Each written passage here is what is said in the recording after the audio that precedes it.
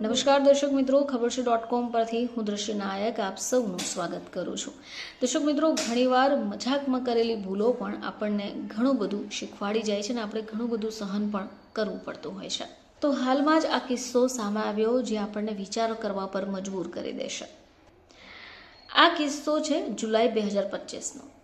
તો મંજીતજી રોજની જેમ પોતાનું કામ કરીને ઘરે પાછા ફરતા હતા. શરૂઆતમાં એમને એવું લાગ્યું કે કદાચ હળવી થકાન છે, થાક છે અથવા વાયરલ છે. પરંતુ બીજે દિવસે સવારે જ્યારે તેમની હાલત એટલી બધી બગડી કે તેઓ બેહોશ થઈ ગયા. તેમના શરીરનું તાપમાન પડી ચૂક્યું હતું, હાથ પગ બરફની જેમ ઠંડા થઈ ચૂક્યા હતા અને તેમના હોઠ ભૂરા પડવા લાગ્યા હતા. હવે જ્યારે તેમને હોસ્પિટલ લઈ જવાયા ત્યાં તબીબોએ તેમની સામે જે હકીકત મૂકી તેનાથી સૌ કોઈ ચોંકી ઉઠ્યા. આવો જાણીએ કે હકીકત શું હતી. હવે થયું હતું એવું કે મંજીતે એક કૂતરો પાળ્યો હતો અને એ કૂતરાએ તેમના શરીર પર એક નાની ખરોચ જ આવી હતી, થોડું જ વાગ્યું હતું અને એમાં એ કૂતરાની લાળમાં જે હાજર હોય છે કેપ્નોસાઇટોફેગા કેમિનોમોર્સસ નામનું બેક્ટેરિયા તેમના લોહીમાં ભળી ગયું. હવે આનું પરિણામ શું આવ્યું કે તેમને સેપ્સિસ થઈ ગયું. હવે આ એક એવી સ્થિતિ છે જ્યાં શરીરનું ઇમ્યુન સિસ્ટમ ઇન્ફેક્શન લડવાની જગ્યા ઉપર પોતે જ પોતાના જે અંગો હોય છે એને બરબાદ કરવાનું શરૂ કરે છે. હવે મંજીતની સ્થિતિ એટલી ગંભીર હતી કે તેમને ઇલાજ દરમિયાન 6 વાર કાર્ડિયાક એસ્ટેટ પણ આવી ગયા.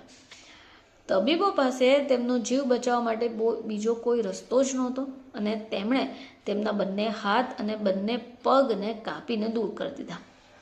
હવે મંજીતનું જીવન જે હતું એ આ પછી બિલકુલ બદલાઈ ગયું અને તેમનું કારણ હતું ફક્ત એમના શ્વાનની લીક.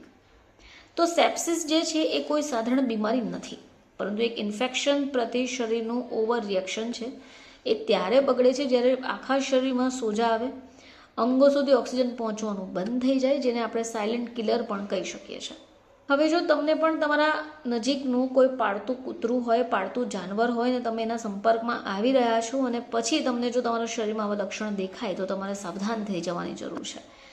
જેમ કે એક તો તમને ખૂબ તાવ ભરાય અને શરીર ઠંડુ થઈ જાય, શ્વાસ ફૂલવાનો શરૂ થાય, પેશાબ ઓછો આવવાનો શરૂ થાય અથવા તો ખૂબ કમજોરી, થાક લાગે અને તમારી ત્વચા ઉપર લાલ અથવા ભૂરા નિશાન પડવાના શરૂ થાય. હવે આનો અર્થ એ ક્યારે પણ નથી કે તમે પોતાના પાળતું જાનવરથી દૂર થઈ જાઓ, પરંતુ અમુક વાતોને ધ્યાન રાખવી જરૂરી છે.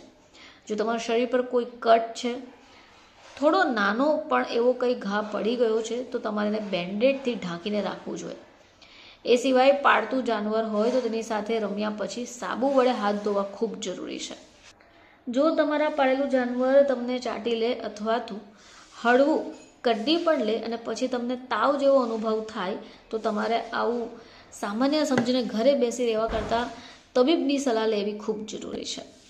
ફરીથી આપ સમક્ષ હાજર થઈશું, ત્યાં સુધી જોતા રહેજો ખબર છે .com.